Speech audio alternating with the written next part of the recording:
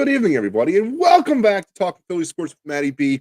With your boy, Matty B, here on the Edge of Philly Sports Network. It is 9 p.m. on Tuesday, October the 25th. Is that correct? October the 25th? Yes. And you're watching EOP, and that means you're watching me as we are back together for another fun-filled Tuesday night edition of the show.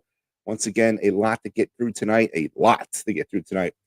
We got some things to unpack. We got all four major sports teams that are currently in season, right? We got the Flyers, who have just about 6 games or so into their season.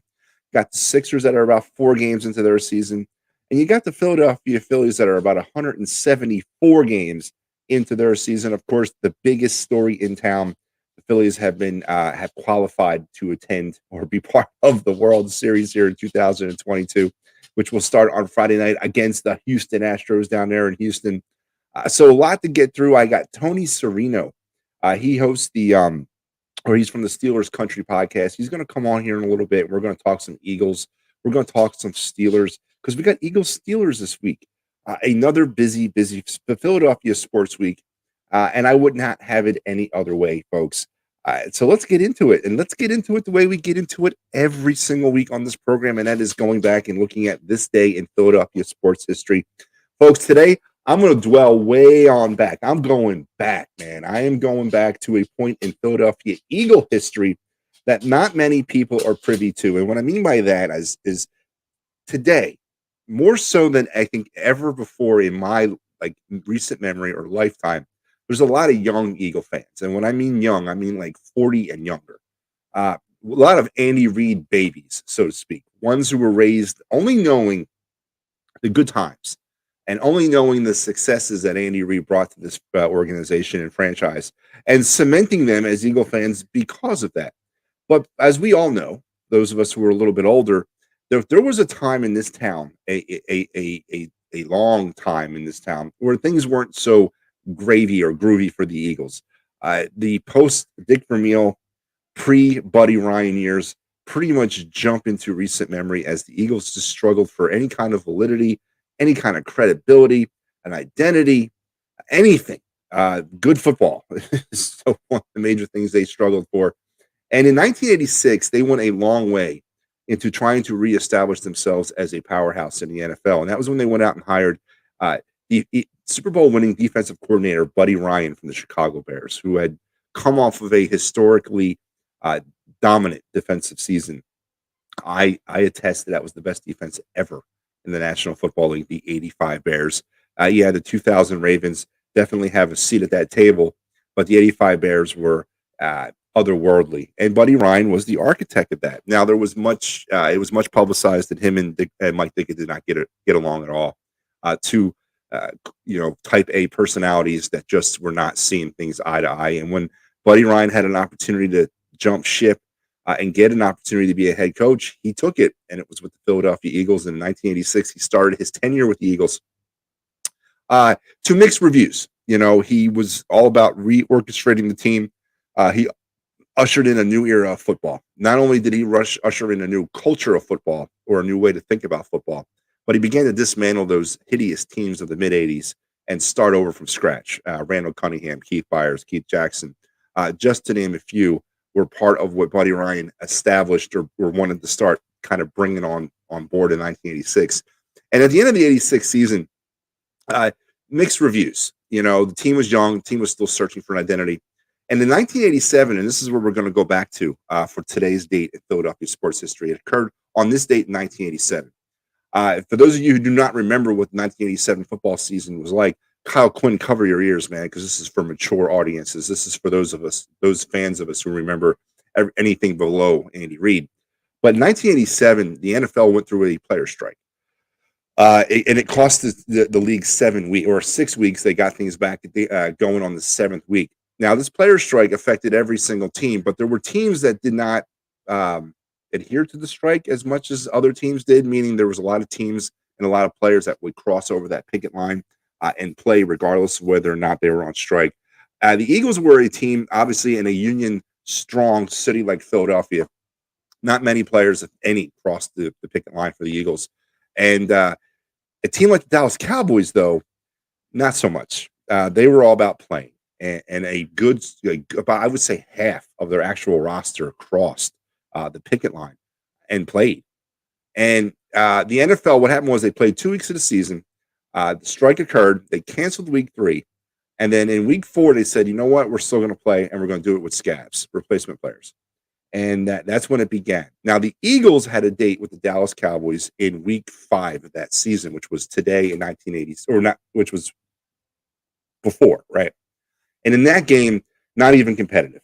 Tom Landry and the Dallas Cowboys with Tony Dorsett still playing, just ran up all over the Scab Eagles. I mean, they destroyed them, and it was pretty embarrassing. And Buddy Ryan took umbrage to that. Now, this is something that never really occurred before with the Eagles, or hadn't occurred with the Eagles in a long time. This was week 5. This game, week 5, which was on October 11th, 1987. The Eagles ended up losing the game. What is the score at here? 41-22. But Buddy Ryan kind of took umbrage to that, because he's playing with scrub players, and you got the Dallas Cowboys who are literally running the score up on these scrub players. There was no need for it. The game was settled, but the Cowboys didn't stop. So the Eagles then in week 6, the league settled the strike, and the players returned in week 7. Now, week 7 was the first week back to all the players, and it happened to be on this date in 1987, October 25th, which was that week 7 rematch between now both full complete rosters of the Eagles and Cowboys at the Vet. So Buddy Ryan had a chance to repay the favor. And if you guys remember this game, the Eagles were up by 10 as time was running out. And they were in their victory formation. They were deep in Dallas territory. They were in their victory formation. And Randall Cunningham went down to spike the ball, but he faked it. Anyway, he went, and they threw the ball. I think it was a pass interference penalty. The ball was placed on the 1-yard line, and then Keith Byers, the next play, ran it in, and the Eagles won the game 37-20.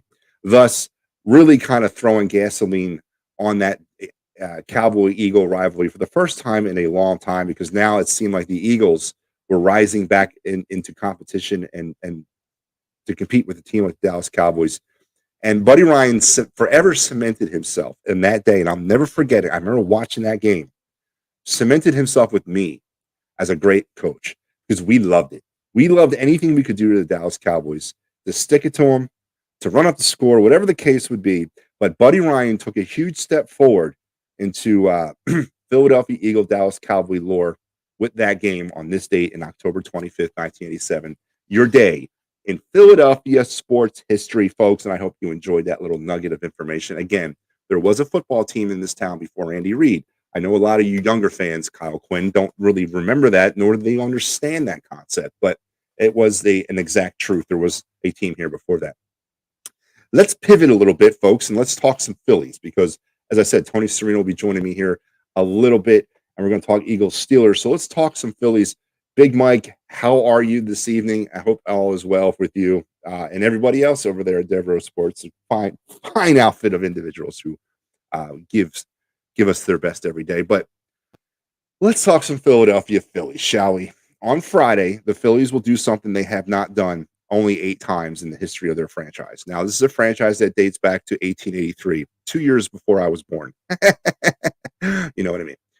They're an old franchise. But on Friday, they will start their 9th ever World Series.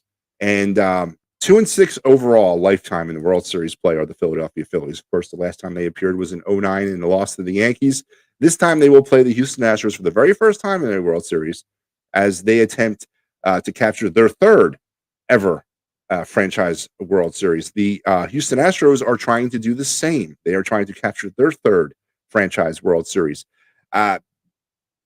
Very much Rocky Apollo type stuff going on this week or in this series. The Phillies are on paper an inferior team to the Astros in every step of the way. The Astros are better, more well-rounded offensively, a deeper pitching rotation, and maybe the Phillies might have the edge on the bullpen. They may have a little bit of an edge on the bullpen, but the overwhelming odds on this series on paper are going to the Houston Astros.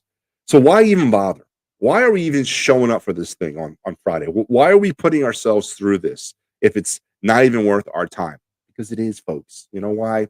because there's something going on in this with this baseball team that has not been going on all season long, and it started in Game 3 of the National League Championship Series. Well, maybe Game 2, a little bit in Game 2. The top 5 of our lineup: Schwarber, Hoskins, Realmuto, Harper, and Castellanos have finally arrived on the same page on the offensive playbook.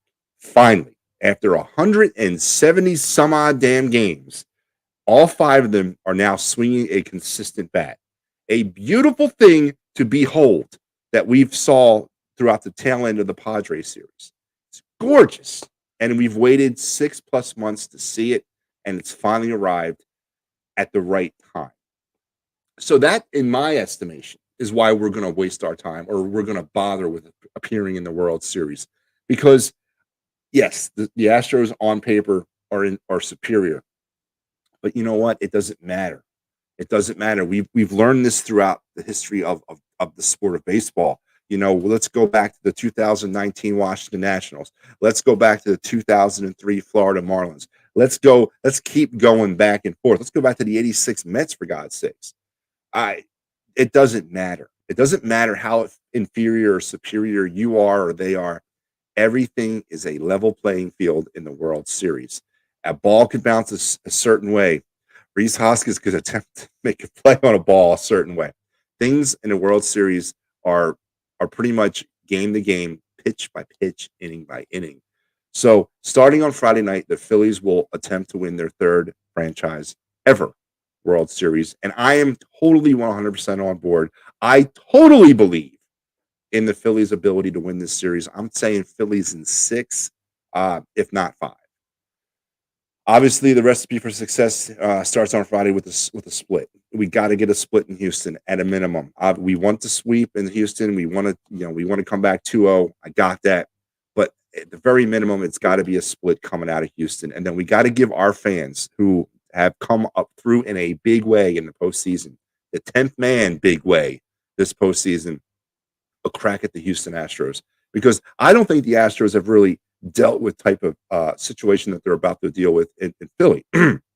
Yeah, New York is a pretty raucous place, but if you've ever been to Yankee Stadium, it's like a coliseum.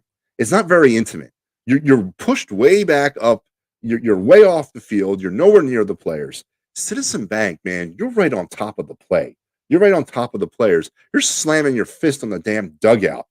So the Astros haven't quite dealt with that, and they haven't quite dealt with that in a capacity type crowd, 46,000 plus. So that 10th man will once again come into play pivotally here in this series. And if we did what we did against Atlanta with the crowd, if we do what we did against the Padres with the crowd, you know what, man?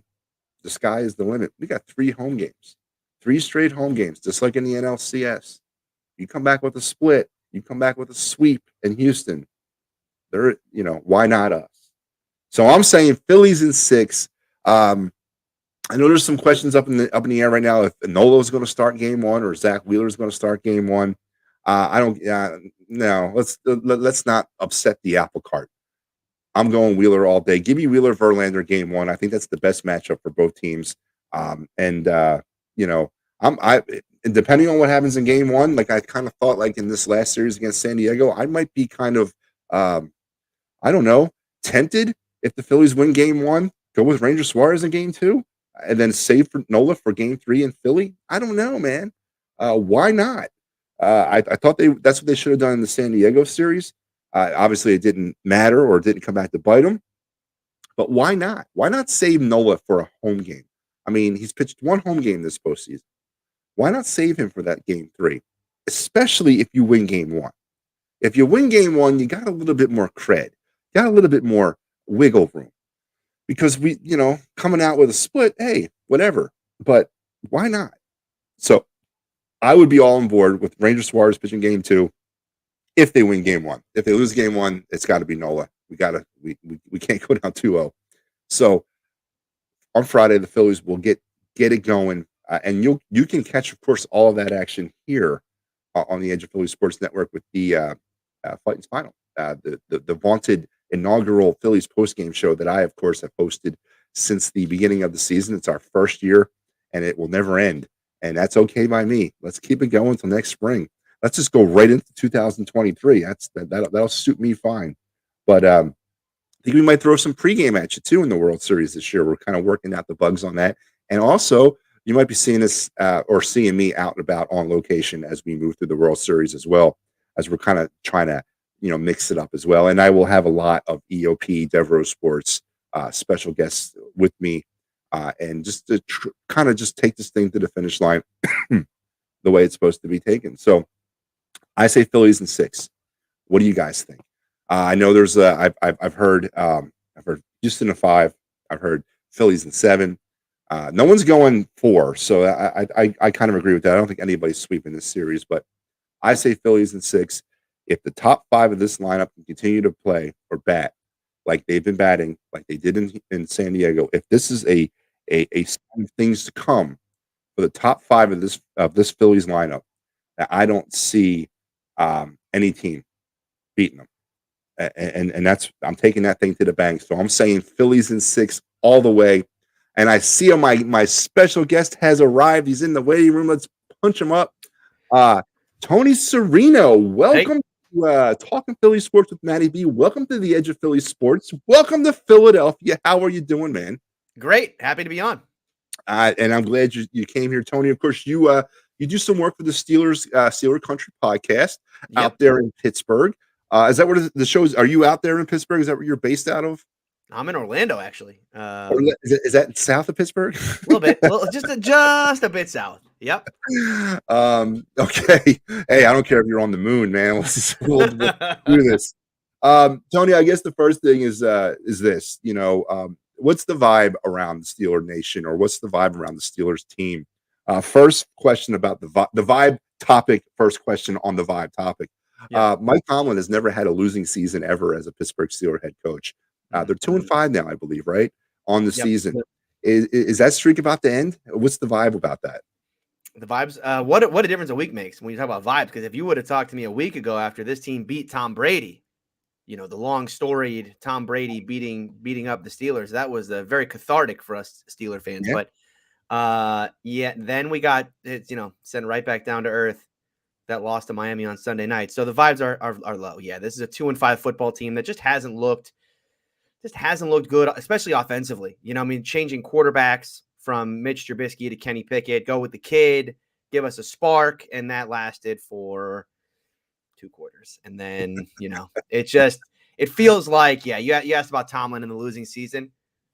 I mean, if he digs this team out of this hole, given how they look and who's still on the schedule, I mean, it's, Tomlin just every year, right? He's just racking up like, all right, how's he going to do it this time? And then, if he pulls the rabbit out of this hat, this may be his best magic trick of his career. Certainly. And one of the things about the Steelers that's always amazed me, now I know it's the Battle of Pennsylvania, they're the cross-state rivals, but a lot of us here in Philadelphia consider everything west of Harrisburg, Ohio. So we don't necessarily even think Pittsburgh is in Pennsylvania. But one of the things about Pittsburgh growing up as a kid has been the coaching. What is it? The three head coaches in my lifetime, and I'm 49 years old. That's absolutely amazing. And, that goes far with how the franchise treats their people, and also it goes far with how the franchise evaluates their talent. So is it even conceivable that the Steelers could possibly make a coaching change if Tomlin does have a one losing season, or does he obviously get an opportunity to come back next year? I mean, is there a hot seat situation potentially brewing in Pittsburgh? There's definitely a hot seat in Pittsburgh, but it's not Mike Tomlin's job. It's their offensive coordinator, Matt Canada, who at this point is under consistent fire from the fan base and really has been for the last 2 years. But no, I don't think Tomlin would get let go after one losing season. I think it would have to be, look, when you consider how good he's been for as long as he was, you're talking about, this team hasn't had a losing season in 18 years. I think he's got a pretty long leash. So, obviously not a great start to the post-Ben era so far. But no, I don't see him getting even close to a hot seat for at least another year, probably 2 more years of this, where they look like a bottom 5 team before you'd really consider like, all right, are they going to fire a coach for the first time in 60 years? Let's talk. You mentioned the post-Big Ben era. Is it your contention, or maybe not, it might have held on 1 year too long? I mean, does Ben's shelf life expire 1 year or 2 years too long? And they What held if I on. told you? What if I told you that they should have held on for one more year? I mean, I think Really? Steelers fans are saying right now. Well, okay, when you consider the kind of football that the Steelers are playing right now, right? This kind of defense-minded, grimy. We're going to win the turnover battle, and we're going to hope to be in it in the fourth quarter, and then we're just going to win it late, right? That's how they won the Bengals game this year. Yeah. That's how they won the Buccaneers game, and that's how they should have beat Miami. I mean, that one looked a lot like a Steeler win. They just couldn't get it done in the end. The one thing Ben Roethlisberger did last year, I mean, he was washed, no doubt about it. Don't get me wrong. I'm not saying Ben Roethlisberger was a good quarterback last year. He did one thing well. He was clutch. I mean, that team was clutch last year, and particularly Ben was clutch. I think they were 8-1 in one-score games a year ago. I would take, based on what I've seen from this team this year, I would take, I know you're just talking about baseball. Can we do a bullpen situation in Pittsburgh? Like, call in the closer in the fourth quarter. Hey, Ben, we only need you for one. It's 2 minutes to go. We're down by 4. We need you for this one drive. Come on. Well, you still got a little left in you. Hey, I mean, we did it here in Philadelphia for a full playoff run in 2017, and it worked out for us. That's right. That's right. Trendsetters over there. Yeah. So, okay. So with that situation with the quarterback and your potential saying that Ben should have stuck around for another year, what was the vibe around the against Steeler Nation when it came to knowing that, okay, we're going to quarterback in the draft? Because the consensus being that the quarterbacks in this year's draft were not top end talent. There was no franchise quarterbacks. So on paper, right?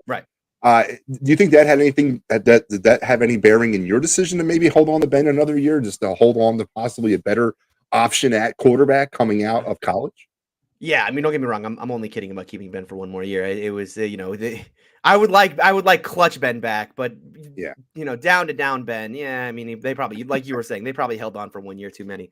As far as the draft goes, I think the Steelers were pretty transparent throughout the entire process, right? There was one team in the league that made it pretty clear, like, we like this class, and it was the Pittsburgh Steelers. And anytime you talk to Mike Tomlin or Kevin Colbert, they talked about this is a good class of quarterback. We like this quarterback class. They went and saw all of them in person at their pro days. And so it wasn't a shock to any Steeler fan that they actually took Kenny Pickett in the first round, right? I should say it wasn't a shock that they took a quarterback in the first round. Given the pre-draft process, they were pretty open about, like, we like all these guys. I think there was a bit of a shock that they took Kenny Pickett, given that it felt like they were more into the Malik Willis side of things. But when you consider the fact that Kenny Pickett's a hometown kid, he had all the productivity in the world. They knew him because Pitt practices in the same facility as the Steelers, right? They share the building. Right. So, they didn't need to do a pre-draft interview of Kenny Pickett. They had, they had pretty good insight for the 5 years he played at Pitt. So they had a pretty good insight there. He is I will say this, in going to training camp this year and being at a preseason game this year, the first one Kenny played in, this city loves Kenny. I mean, I underestimated, being down here in Orlando, how much this city loves and is rooting for Kenny to be the next great Steeler quarterback. Question is he going to be the next great Steeler quarterback? Great question. Because before the draft, my contention with Kenny Pickett was, you are essentially signing yourself up for, I want Kirk Cousins or Derek Carr, right? Like, that is kind of what I'm going to, kind of plateau at. Okay. Can you win a Super Bowl with Kirk Cousins or Derek Carr right now? I mean, is the NFL shaping up like the kind of league where, even if you gave Mike Tomlin with what he's able to do of getting the most out of his teams, getting the most out of his defenses, even a Mike Tomlin coach team, could you get a Super Bowl with a Derek Carr coached by Mike Tomlin? I'm gonna say no. See, me too. And that's why I was I was very sad on draft day. There's a draft video out there on the other show I do, AFC North Talk. We did a live show. There was the one quarterback I didn't want the Steelers to take was Kenny Pickett, and that's who they took. My co-hosts were very excited, and I was not. I have enjoyed, though. Look, what I've enjoyed about Kenny so far, this is what I say to Steeler fans all the time. We're on this kind of, we're on the incline of the roller coaster, right? And so I'm excited. Because I don't know when the incline is going to stop. Maybe it stops at Derek Carr. And if it does, that ride sucked and I'm not riding it again, right? But if we keep going up, maybe we do maybe he ends up being one of these guys who doesn't have the strongest arm, right? Who doesn't have all the physical tools, but from a mindset perspective, from a kind of game awareness perspective, maybe he can put it together. Maybe he could be elite. I'm gonna ride the coaster up. We're just gonna see if Tony needs to get off early. So, do you think he plateaus at, say, an Eli Manning in his prime type quarterback? I would take 2 Super Bowl victories over Tom Brady. Absolutely. Yes, sir. The big thing in Philly, because we were kind of dabbling in the quarterback pool this year, because obviously, I don't know. I mean, I'm sure you know that we've had some issues at that position over the last couple seasons. And Jalen Hurts is cementing himself now, but going into the draft, there was a small minority of fans. It's funny. There's a lot of fans of this team that want our GM fired. I mean, they hate him. They cannot stand Howie Roseman, and I never understood that. But the other group of fans, we're dabbling with the quarterback, but the consensus being was there wasn't any quarterbacks out there to kind of waste a higher draft pick on. And the big thing was with Kenny Pickett was his hands. We were all caught up with the size of the guy's hands. I thought he was pretty good. The problem I have with Pickett is where he played college and the level of college he played at. I'm just not taking a quarterback out of Pitt unless his last name is Marino. So this is kind of how I come out on that coin when it comes to quarterbacks out of the University of Pittsburgh. Yeah. I mean, ACC quarterbacks. Yeah, and the ACC is not a great. It's just not a great conference for great. You don't think about the ACC and you're like, well, they're really level of competition. I mean, you play Clemson every year, so that's nice. But other than that, how he does against Georgia Tech every year, not exactly NFL level competition. Yeah, no, I agree with you. All right, so let's kind of pivot off of Kenny Pickett, and so with the trade deadline rolling around here very soon, and a team like the Steelers who are 2-5, and I don't know if you consider that out of it, or I don't know what the Steeler brass considers it out of it. But buyers, sellers, where do you think the Steelers come out potentially on the trade deadline, or standing pat? Where do you think they come out at? I think that Tomlin and crew will consider themselves buyers, if anything. I mean, I think that from the trade deadline perspective, I would be surprised if the Steelers make any move. But I think this team probably, if you ask Mike Tomlin today, I think he would say we need to add talent, because I don't think the Steelers are ever going to feel like they're out of it until they are like officially out of it. And when you consider how the AFC North is playing right now.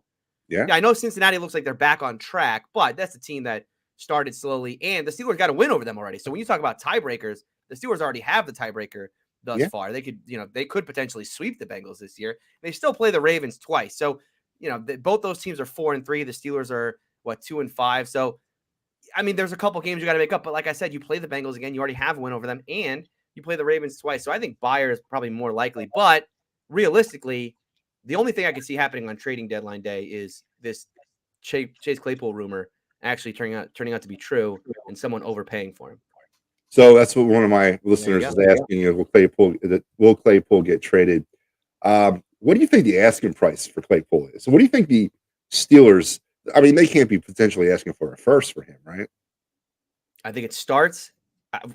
So there was a report about this. I think it was like second. It was basically like if you gave us the McCaffrey deal, we would take it. Oh, I would have done that too. Yeah. Like a second, a third, and a fourth, or whatever the McCaffrey deal ended up being. I think that's like it's a second plus other things. I think is what would end up being a Claypool trade. If they're going to do it. All right, Tony, you ready to talk some Eagles, some Steelers? You ready to get into that? Let's do it. All right. So on Sunday, the 6-0 Philadelphia Eagles, the only undefeated team left in the National Football League, coming off of their bye, will throw down against their cross-state rival, the Steelers, at the Link, 2-5 team. Historically, the Steelers are not what you call a Lincoln Financial Field juggernaut. They only play there once every 8 years, but when they do there, it's not necessarily the greatest football they played. The last time they were there, I remember the 2016 game against the young rookie Carson Wentz, where the Eagles just whooped up on the Steelers and had no business whipping up on them, and they did. That's one I remember as well. That was not a fun game. No, it was 34-3. That was 34-3. I mean, that was we were 3-0 heading into our bye week that year, and then we went 3-10 the rest of the way. That's right. And that was a game where, of course, I'm here in Orlando, so that game was on TV here, but that was a game where we got more competitive contested in the third quarter. The broadcaster said, we'll take you to a more competitive contest. Well, they moved. They pulled a Heidi game. They moved. They moved to another game. They basically put me out of my misery, essentially. So heading into Sunday's matchup, and we'll kind of break some of these matchups down, but summary of the game. What do the Steelers, in your estimate, have to do in order to beat the Eagles on Sunday? Yeah. I mean, it's always the same story with the Steelers. It's they have to be able to create turn. So the Steelers win in a very specific fashion. They play a very ugly style of football, which is offensively, we're not going to do a whole lot. We're just not going to lose the game. And then defensively, we have to create turnover, create pressure, create havoc, keep the score in the teens, and then hope at the end that we have the ball last and we win. I mean, that has essentially been Steeler football for since the Mason Rudolph Duck year. And I think that's, going into this game, certainly when you face a team that is as well polished as the Philadelphia Eagles, your road to, you're kind of, when you're a team like the Steelers, who basically only has one path to victory, and you're facing a team like them, it is a thin line they're going to be riding on Sunday. And I think to me, it revolves around, don't turn the ball over. Do not give the Eagles any short fields. Keep a lid on it. No big plays. And get turnovers and give yourself short field. I mean, that's, and I know that's very cliche to say, especially about the Steelers, but that's been their path to victory. Yeah, and the Eagles are actually forcing turnovers at a historic rate this year, Yeah. 15 now going into this game. They've forced 15 turnovers, mostly by the way of interception, which is really somewhat of a surprise to us here because we haven't had a secondary worth talking about since Lito Shepard and Sheldon Brown, like 20 years ago. And finally, we with the James Bradbury and the Darius Slay, and it seems to be kind of clicking right now. Let's talk a little bit matchups. Eagle offensive line versus the Steeler defensive line. Who do you like there? I mean, I'm always going to lean towards my guys Cam Hayward and the new acquisition Larry Ogunjobi. I think Ogunjobi's been playing a lot better in recent weeks because the Steelers have kind of understood.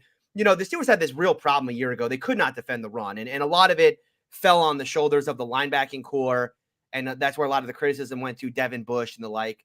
But the real problem there was that from a defensive line perspective, they couldn't hold up, and so you ended up with guys getting to the second level. You have an undersized player in Devin Bush. He's taking on a guard in the hole. Like, that's a bad matchup for the Steelers. But I think the Ogunjobi pickup has been a good one for the Steelers, and I think they've started to understand who he is. He's not a two-gap player. He is you put him in as a single gap, see ball, get ball type of player, and that's where he can be at his best. He's a disruptor, not a space holder. And then, of course, Cam Hayward, who, look, I know this Steeler defense is not a top defense anymore, but Cam is still playing really, really well, both as a run defender and as a pass rusher.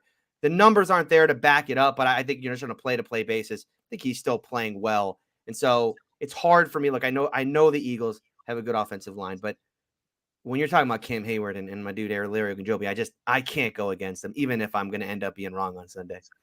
So with that being said, the Steeler defensive line against Jalen Hurts, with the X factor of Jalen Hurts' legs and his ability to extend plays, is that a concern? Because what I've seen of the Steelers, they're a north and south type of defense. There doesn't seem to be much lateral movement, or the linebackers don't seem to be getting too much on that as well. Yeah. They're pretty much a straight line defense. Does that concern you dealing with an X factor quarterback in Jalen Hurts? It should, because discipline's always been an issue with the Steeler defense, especially when we talk about how aggressive they are, right? I mean, you can take advantage of that aggressiveness with some of the kind of the counters and the misdirections and whatnot. But it's always been shocking to me how well the Steelers have played against Lamar Jackson. And that's another player. You talk about the X factor at the position. But the Steelers have always done a really good job there. Now, they've always done a really good job with having TJ Watt on the field in that matchup. They will not have TJ Watt on the field in this one. And so I will give the advantage to Hurts there. Yeah, because Watt's not there. And the Steelers are really hurting at edge rusher right now. Alex Highsmith is a nice player, but I think he's kind of showing us who he is. He's a solid number two. He's Robin, but he needs his Batman. And Batman's not coming back till after the bye. So I'll give the advantage to Jalen Hurts on that one. And when you talk Eagle wide receiver core, we got a couple of the best. AJ Brown has been a huge pickup for this team. He's been a difference maker for the wide receiver core. Jalen Hurts all of a sudden now has that number one target legitimately to throw to. And then you got the young Devontae Smith, who's working his way into his own role as a number two. He never was a franchise guy, but he's a solid number two. What fear there with the Eagle wide receiver core versus the Steelers secondary? What's something that you're looking for? What's something that you think you can see to kind of maybe turn this game to the Steelers' favor? Yeah, I can't get a read on this Steelers secondary thus far because you look game to game, right? I mean, game one, what a performance. Yeah. Turning over Joe Burrow 5 times, shutting down Jamar Chase, T. Higgins, all the, the like, right? I mean, like that, what an incredible game. And then you fast forward a couple weeks, they can't stop Amari Cooper at all against the Browns. I mean, he just eats them up. You go fast forward a couple weeks and it's Josh Allen basically, two-play drive, just like 90-yard touchdowns left and right. And then the last 2 weeks, I thought they did a really good job against Tom Brady in that receiving core. And then I thought they did a really good job in the second half of that Miami game. Right? I mean, Miami, you talk about all the speed and everything all the high-low stuff they do to you because of how much speed that they have. They did a really good job of slowing that down as well. So, boy, I have a really tough time of getting a handle on this. I'm be interested to see how they handle AJ Brown. Brown is, with Tennessee the last couple of years, he beat up on the Steelers a couple of years back, had a really long touchdown in the middle of that one, beat Minka in that one.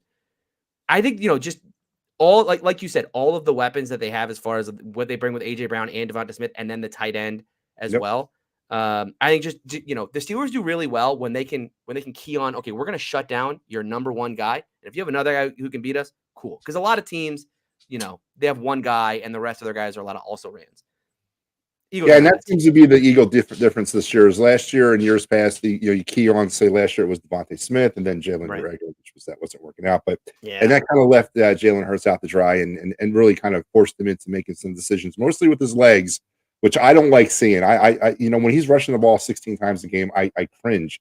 It's too much. I know he sends plays. He's that type of quarterback, but I don't want to see him get any unnecessary hits. But definitely when you bring AJ Brown in, he just opens up the field for everybody else. It has been a beautiful thing to witness and see.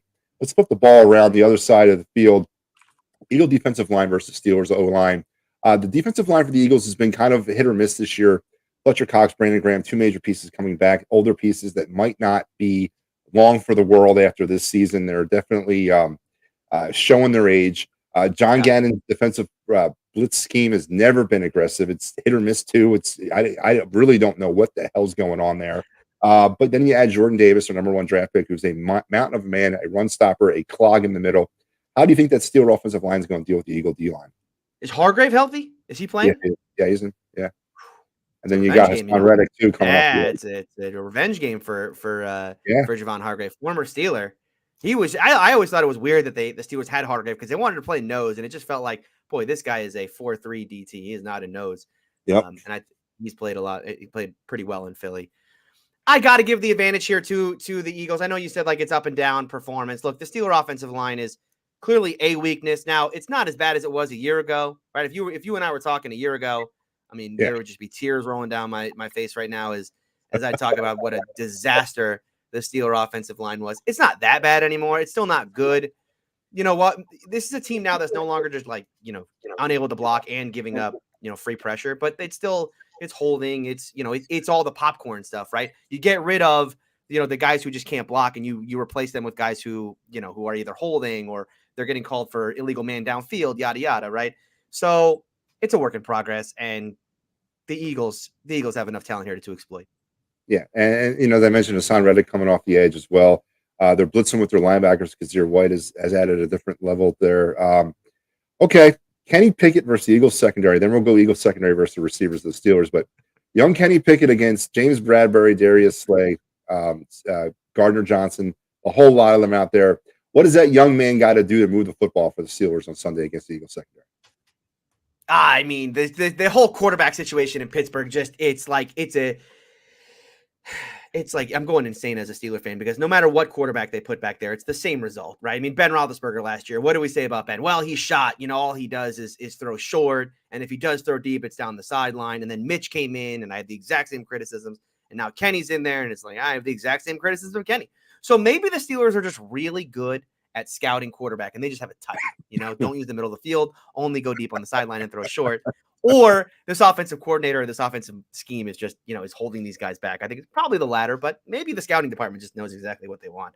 I have to give the advantage to the secondary. I love Kenny. I think Kenny's been – I think, what I love about Kenny is kind of the fight that he has. Look, I know he leads the league in interceptions, or he has 7 thus far. I mean, he has certainly interception percentage. He leads the league.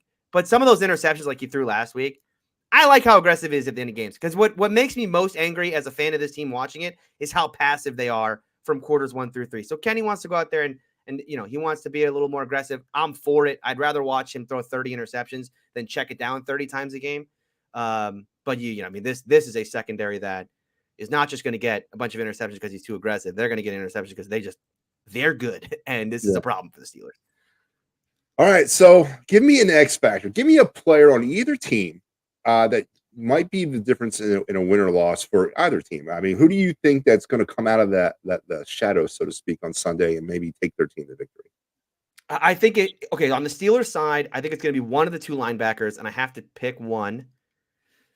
I kind of want to pick Devin Bush because of the story it would be, right? If Devin had like a game that, he finally has his moment. But I think it's more likely to be Myles Jack, right? When you think about all the RPO stuff and everything that the Eagles are going to do as far as testing discipline, that's going to, you're essentially testing that linebacking core and those edge rushers. And I think if there's one guy there, it's going to be, why did the Steelers sign Myles Jack in the offseason? They signed him to be kind of a solidifying force in the middle of that defense. And so he has to have a big game, I think, if this defense is going to have a big game and slow down Jalen Hurts.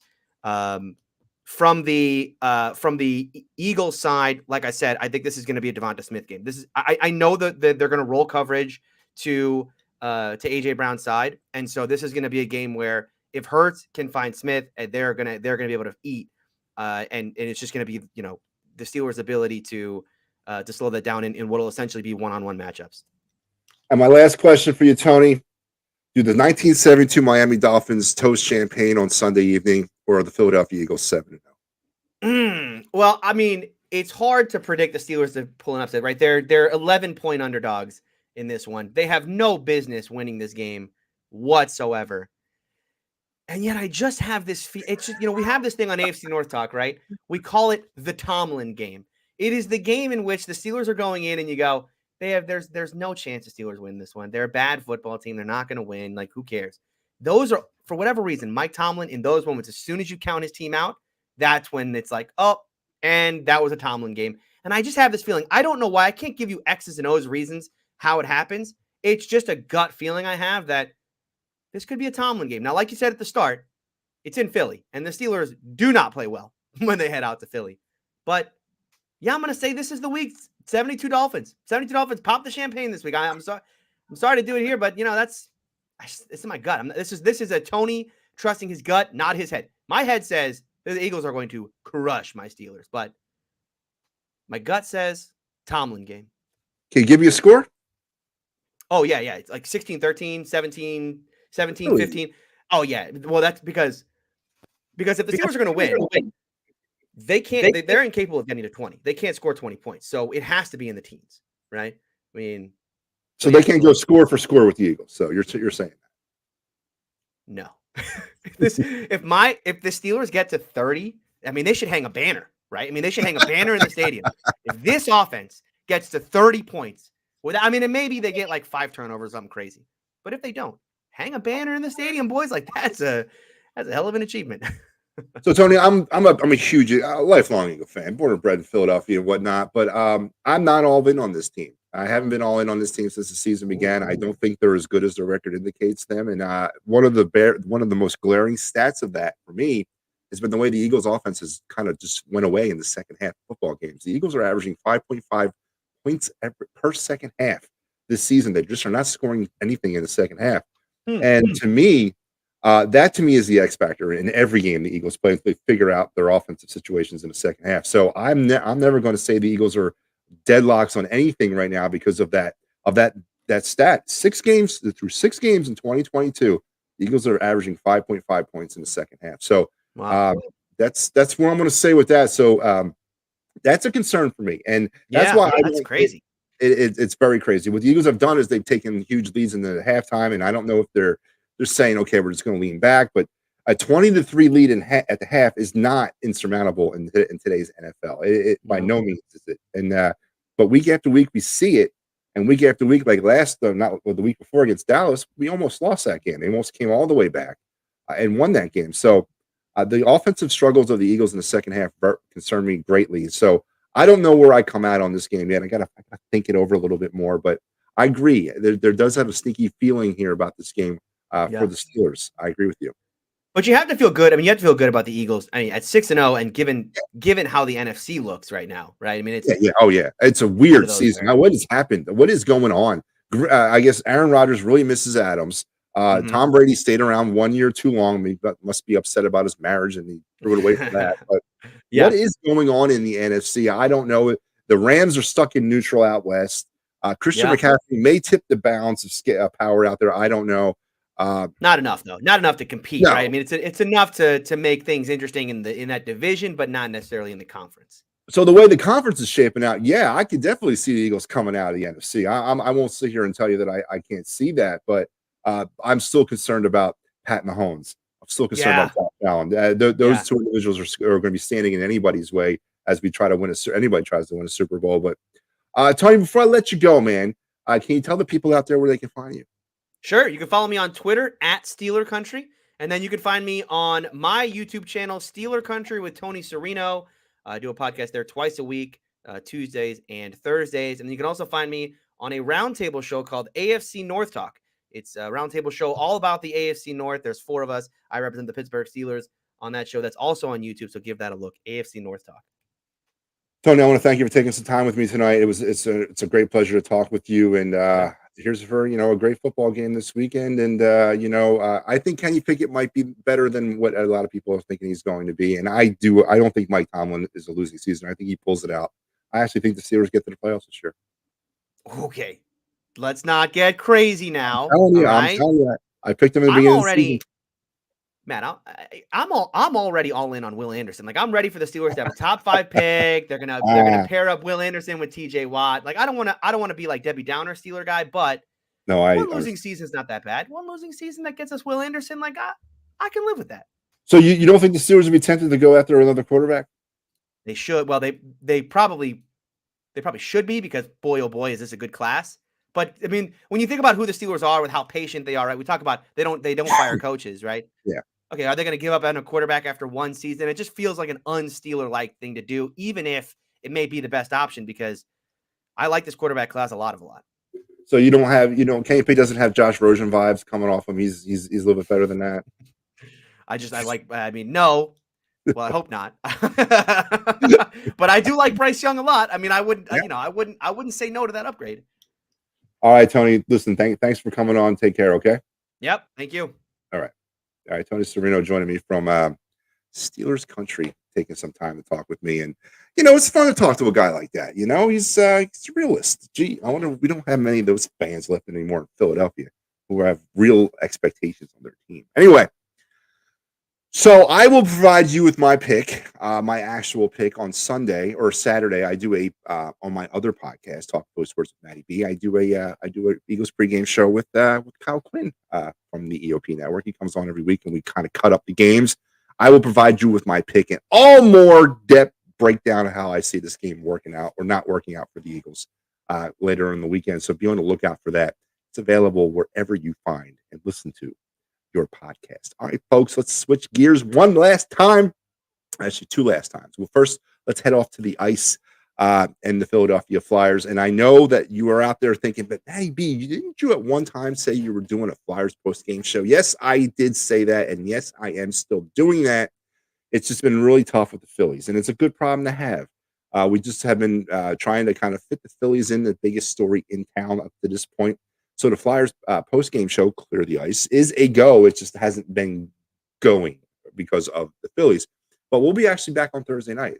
Flyers will be playing the Panthers, and we'll be coming at you post-game Flyers-Panthers, and we'll do our second episode of Clear the Ice. But what are we going to be talking about? A 4-3 hockey team, or are we going to be talking about a 5-2 hockey team? Real quick, down and dirty, let's talk about the Philadelphia Flyers. Pleasantly surprised, yes. Surprised, no.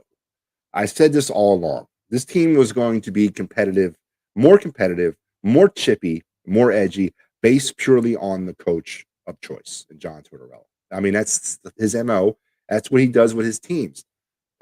So I'm pleasantly surprised with the 4-2 record, but I'm not surprised with the actual the way they're playing, because that's John Tortorella. I mean, you can already see it coming out of this team 6 games in.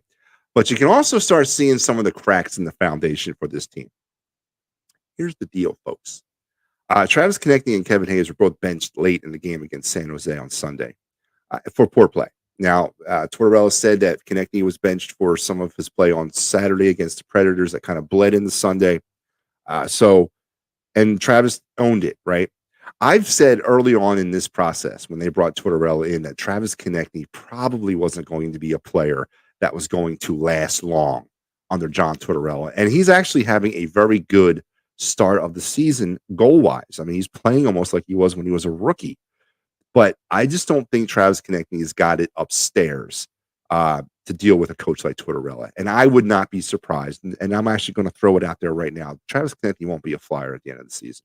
He'll be wearing another sweater by the time the season comes to an end because I just don't think Tortorella and him are going to be able to coexist.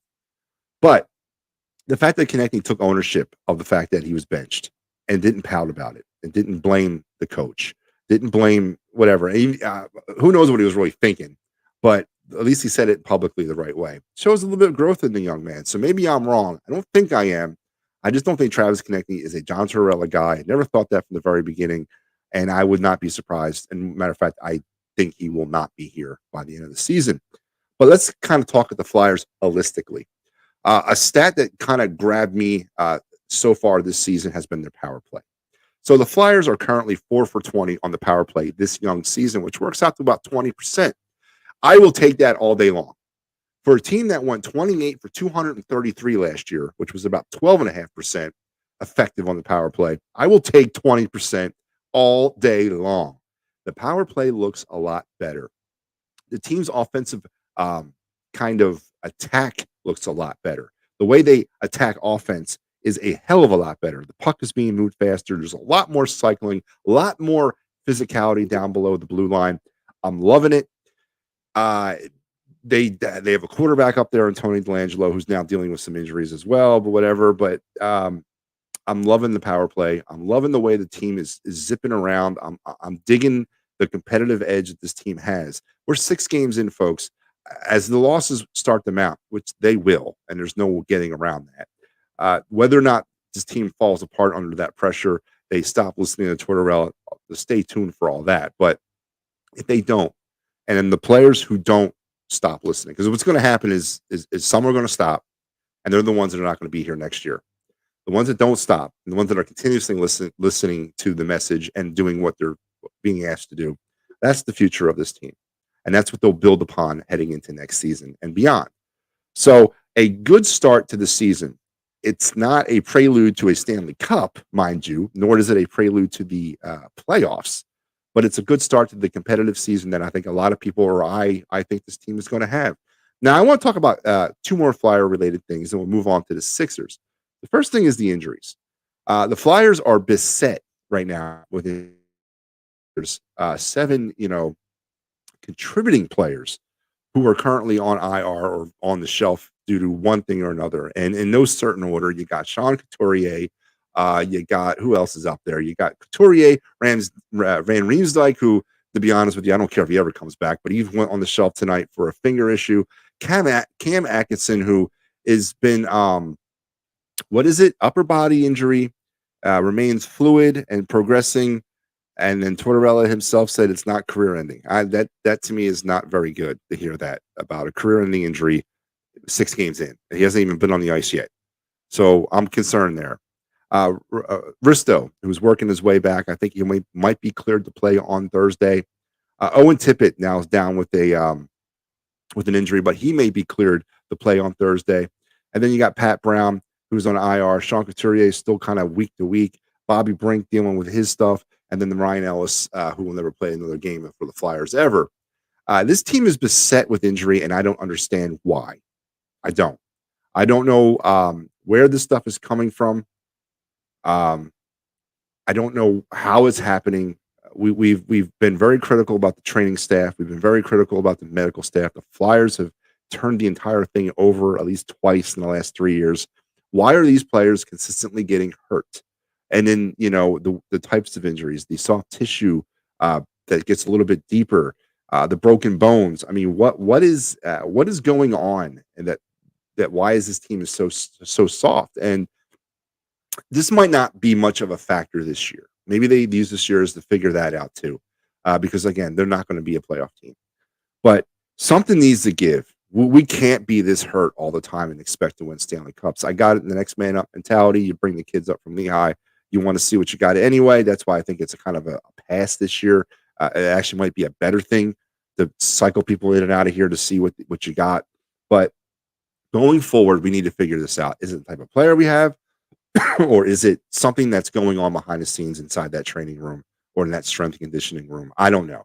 But something needs to give there, and it's very frustrating. And I'm sure Chuck Fletcher's banging his head against the wall about that because it is a consistent problem with this team year after year after year. So the injury factor is not a good, pleasant factor, and neither is this obsession with the next player that I want to talk about. And I want to wrap up our Flyers talk for the night. Carter Hart. Guys, I got it. All right. I am aware of the goaltending bugaboo here. I'm aware how long it's taken us to find a alleged heir apparent in goalie. Right. I know how hard it's been for this team to get a goaltender, a consistent one between the pipes. I'm aware of that. But Carter Hart, are we selling Carter Hart on Carter Hart, or is Carter Hart selling himself on us? Are we looking a little bit, maybe, are we inflating him a little bit? Because what I have seen is not generational.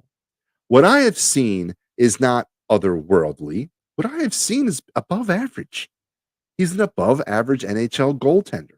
He's not something I'm willing to take on and say, this is the guy that's going to be between the pipes for me and lead us to a Stanley Cup. I don't think he's that guy. He's above average. I got it. Yeah. He hasn't had a decent defense in front of him, or he hasn't played in front of a decent team for a couple years. I understand that. But there's some mechanical things that I don't like about Carter Hart. He still goes into the butterfly way too early, and he still is very negligent with his 5-hole. And these are things that have been persisting over him over the last 3 years. That's got nothing to do with the defense in front of him. That's got nothing to do with the type of team that plays in front of him. It has everything to do with the type of goaltender Carter Hart is. So, am I saying get rid of him for a bag of pucks? No. But to say that he's not tradable, that he's not on the table, that he's not part of the discussion, it's ridiculous. Every player on this team is part of a discussion to be traded, Carter Hart included. So let's get off of Carter Hart's, you know what, all right? He's a good above average goaltender, but he's not Pelle Lindbergh or Grant Fuhr or Brodeur or Hasek. He's not any of those guys. None of them. He's like Pete Peters, all right? Bob Froese, maybe a little bit better than Bob Froese, but he's not otherworldly. He's not generational. And if I can swing him for about 3 players and three draft picks, guess what, man? I'm swinging away, especially at the trade deadline when there's teams that legitimately think they have a shot at the Stanley Cup and they're a goaltender away. I'm swinging for the fences there. So to say that Carter Hart is untradeable is ridiculous, folks. Let's get off the man's jock, all right? He's good. He's not great. And I don't know if he'll ever be great. I don't know if he will. I still see the same mechanical problems that he had when he was a rookie to today. It's got nothing to do with the defense. All right. Final thing I want to talk about, and we're going to get going. We're way over time. It's a good show tonight. I want to thank Tony Serino for coming on and everybody for participating. It's been fun. 76ers, the Philadelphia 76ers, folks, started off the season 1-3 in a big old thud, right? Right out the gate, they look old, they look tired, they look uninterested, and Doc Rivers looks clueless. And now, all of a sudden, at 4 games into the season, we're talking Doc Rivers, fire him. But then it seems to be that the conversation about firing Doc Rivers is such a foreign thing to say, oh, are we really that sure that's too early in the season? What are you talking about? Doc Rivers has been here for years. Should have been fired last year. This is the same Doc Rivers we had last year and the same Doc Rivers we had the year before that. Why is it too soon to talk about firing Doc Rivers? It's beyond due to fire him. And I'm telling you what, I am so resolved into firing Doc Rivers that I'm making a proclamation right here and right now that I will not speak of or refer to or talk about the Philadelphia 76ers until Doc Rivers is fired. You've heard it here on Talking Philly Sports with Matty B. I am done. I am going on strike, much like I did last year until they traded Ben Simmons. I said I wouldn't talk about the Sixers until they traded Ben Simmons. Well, I'm back on that train. I will not talk about the Sixers, or I will not watch the Sixers until they fire Doc Rivers, and that is what is going to happen. Bang, bang. That's a proclamation. Motion carried. Folks, it's going to do it for me. And I want to thank again everybody for joining me tonight. Tony Serino from the Steelers Country Podcast and the AFC North Roundtable thing that he does. Go ahead and check out his stuff. We got a busy week here on the network. Here's the schedule in a nutshell. Tonight is Tuesday. You had Kelly Greenhour, Birds of the Roundtable, me, and then a little bit later, Talk Chalk around 10 o'clock. I guess it's coming on right about now. Tomorrow, Philly Press Box Radio's in the house. Edge of Philly Sports, EOP Live with Joey and Big Al. And then we got some Sixers Raptors post game. Oh, I talked about it, but that's about all I'll talk about. Later in the week, don't forget, folks, we got ourselves some Eagles Steelers post, and halftime coverage of the Eagles Steelers game. Be looking out on the EOP network all day long. We are there for you. We are your one-stop shop when it comes to Eagles Steelers this week. Don't forget Philly Sports Trips. They got stuff going on. There's something going on with the Houston thing because the Houston trip is now colliding with the World Series.